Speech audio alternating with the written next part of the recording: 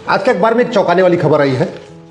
GST department के 50 अधिकारियों ने उत्तर प्रदेश के लखनऊ के आसपास लगभग 200 करोड़ रुपए की जमीन खरीदा है।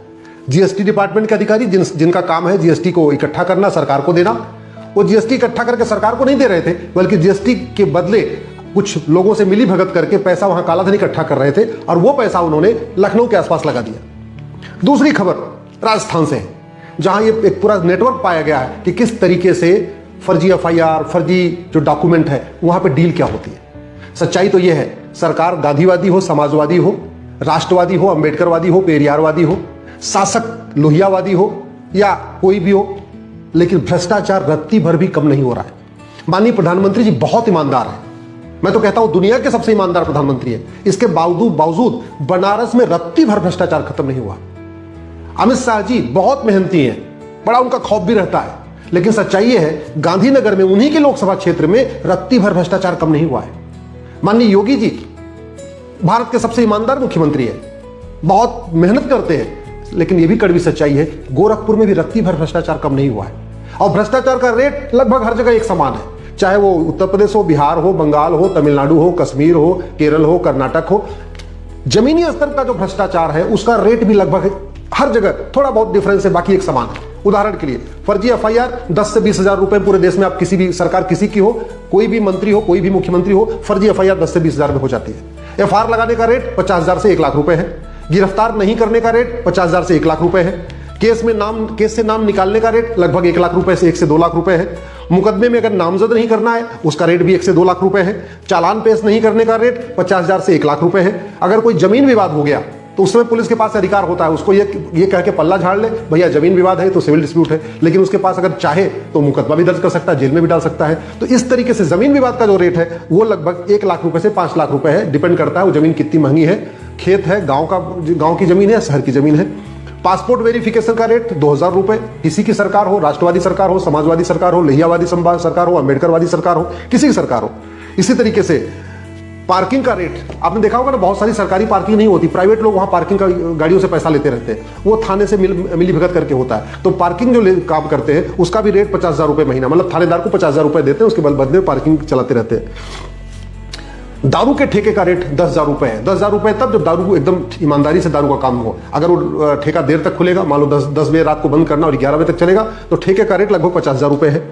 इसी तरीके से फर्जी आधार बनाने का रेट 1,000 से 2,000 है। बिहार वगैरह में 1,000 बन जाता है, यूपी में, दिल्ली में 2,000 बनता है। राशन कार्ड, फर्जी राशन कार्ड का रेट लगभग 2,000 रुपए। बर्थ सर्टिफिकेट का रेट भी लगभग 2,000 रुपए। निवास प्रमाण पत्र का रेट भी लगभग 2,000 रुपए। ड्राइविंग लाइसेंस, फर्जी ड्राइविंग लाइसेंस बनवाने का रेट भी 3 से 4,000 रुपए है।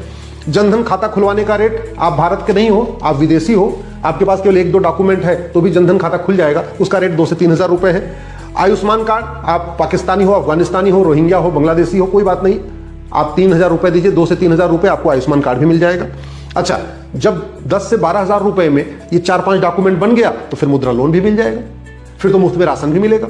प्रधानमंत्री आवास, आप बांग्लादेशी हो, रोहिंग्या हो, कुकी हो, भारत विदेशी हो, कोई फर्क नहीं पड़ता, 10 से 15,000 रुपए खर्च करिए, प्रधानमंत्री आवास आपको पहले मिल जाएगा, बाकी लोगों को बाद में मिलेगा। ये कड़वी सच्चाई है और इसके समाधान के ऊपर चर्चा ही नहीं हो रही है। मैं बार बार कहता हूं, भारत में जो समस्याएं चल रही हैं वो शासक बदलने से ठीक नहीं होंगी।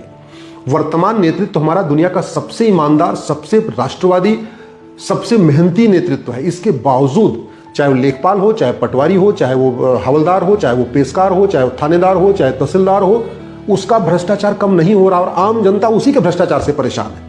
सच्चाई ये है, दुनिया का सबसे ईमानदार नेतृत्व हमारा है, इसके बावजूद ना घूसखोरी कम हो रही है, ना कमीशनखोरी कम हो रही है, ना जमाखोरी कम हो रही है, ना सूदखोरी कम हो रही है। दुनिया का सबसे मेहनती, ईमानदार, राष्ट्रवादी हमारा नेतृत्व है, हमारे प्रधानमंत्री जी हैं, इसके बावजूद न नशा तस्करी रुक रही है, न हथियार तस्करी रुक रही है, न गौ तस्करी रुक रही है, न चंदन तस्करी रुक रही है, न मानव तस्करी रुक रही है।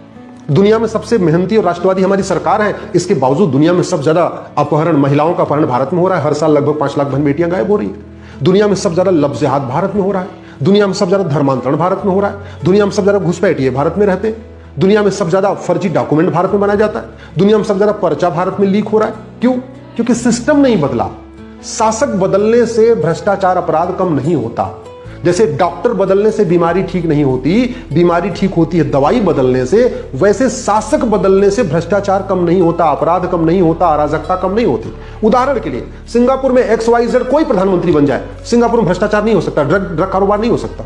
अमेरिका में XYZ कोई राष्ट्रपति बन जाए, अमेरिका में कोई जाके फर्जी वहां के डॉक्यूमेंट नहीं बनवा सकता। जापान में XYZ कोई प्रधानमंत्री बन जाए, जापान में ना कोई जासूसी करेगा ना गद्दारी करेगा। शिक्षा में इतना संस्कार है, कानून का तगड़ा खौफ है। दुर्भाग्यवश भारत में 75 वर्ष के बावजूद न हमने शिक्षा का भारतीकरण किया और न हमने कठोर कानून बनाए। न शिक्षा में संस्कार है, न कानून का खौफ है। इसलिए इनकम टैक्स डिपार्टमेंट वाले भी वसूली कर रहे हैं, GST डिपार्टमेंट वाले भी वसूली कर रहे हैं, टोल टैक्स वाले भी वसूली कर रहे हैं, बिजली विभाग के JEI एक्शन भी वसूली कर रहे हैं, नगर निगम वाले भी वसूली कर रहे हैं। जो जिसको जहां मिल रहा है वही वसूली कर रहा है। और जमीनी स्तर पर थोड़ी भी वसूली कम नहीं हुई है, थोड़ा भी। मतलब ईमानदारों के लिए भारत में रहना मुश्किल है। ईमानदारी के साथ जाके भारत में सरवाइव करना बहुत मुश्किल काम है। भारत में सरवाइव करने के लिए या तो विधायक से परिचय होना चाहिए, या तो सांसद से परिचय होना चाहिए, या किसी अधिकारी से परिचय होना चाहिए, या कोई रिलेटिव कोई ऐसा सांसद विधायक हो, मंत्री हो, तब जाके आप अपना काम करा सकते हैं। सांसद विधायक के लिए, सांसद और विधायक के घर में सुबह से लाइन लगी पड़ी रहती है। क्यों? क्योंकि ईमानदारी से लोग अपना काम करते नहीं। सिटीजन चार्टर हमने लागू नहीं किया, जुडिशियल चार्टर हमने लागू नहीं किया, एडमिनिस्ट्रेटिव चार्टर हमने लागू नहीं किया, पुलिस चार्टर हमने लागू नहीं किया। पुलिस की रिस्पॉन्सिबिलिटी अकाउंटेबिलिटी तय करने के लिए हमने नियम कानून नहीं बनाए। जजों की रिस्पॉन्सिबिलिटी और अकाउंटेबिलिटी तय करने के लिए हमने नियम कानून नहीं बनाए। इसलिए हो ये रहा है, सब कुछ आगे हो रहा है, भौतिक विकास हो रहा है, हाईवे बन रहे हैं, एक्सप्रेसवे बन रहे हैं, एयरपोर्ट बन रहे हैं, लेकिन नीचे जमीनी स्तर पे खुशहाली नहीं आ रही है। लोग परेशान हैं, लोग दुखी हैं। अच्छा, चूंकि इतना भ्रष्टाचार है तो जिसको जब मन करता दूसरों की जमीन पे, आप किसी भी लेखपाल पटवारी को 10-20 हज़ार रुपए दीजिए, किसी की जमीन होगा आपके नाम कर देगा। यह हालत भी चल रही है, सच्चाई ये भी है। तहसील में आप देख लीजिए, जमीन किसी और की होती है, उसको पता ही नहीं चलता, कोई और बेच के चला जा रहा है। क्यों? क्योंकि न शिक्षा में संस्कार है, न कानून का खौफ। इसलिए मैं बार बार निवेदन कर रहा हूं कि भारत में जो समस्याएं चल रही हैं, इसका एक ही समाधान है, सिस्टम बदला जाए। Police reform, judicial reform, administrative reform किया जाए, एजुकेशन रिफॉर्म किया जाए, और सबसे इंपॉर्टेंट भ्रष्टाचार तभी खत्म होगा जब कानून का खौफ होगा।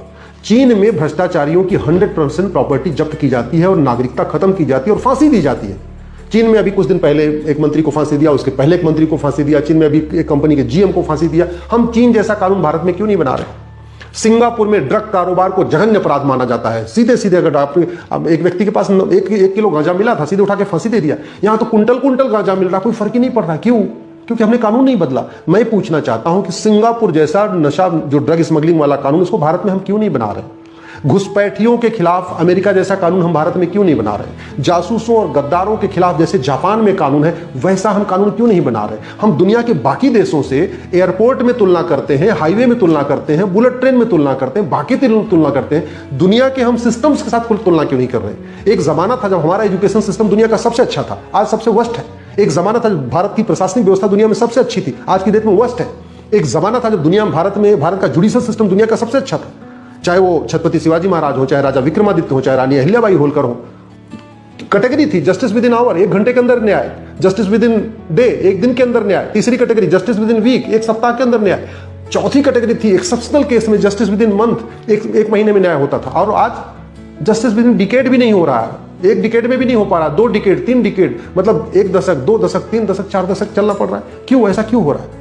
मैं आप लोगों से निवेदन कर रहा हूं, दल गुलामी छोड़िए, पार्टियों की गुलामी छोड़िए। भारत को सुरक्षित बनाना चाहते हैं, नियम कानून बदलने की मांग करिए, और नहीं तो सरकारें बदलेंगी, न घुसपैठ रुकेगी, न धर्मांतरण रुकेगा, न जनसंख्या विस्फोट रुकेगा, न लब जिहाद रुकेगा, न लैंड जिहाद रुकेगा, न भ्रष्टाचार रुकेगा, न अपराध रुकेगा, न अराजकता रुकेगी। शासक बदलने से व्यवस्था नहीं बदलती, व्यवस्था बदलने से भ्रष्टाचार अपराध रुकता है।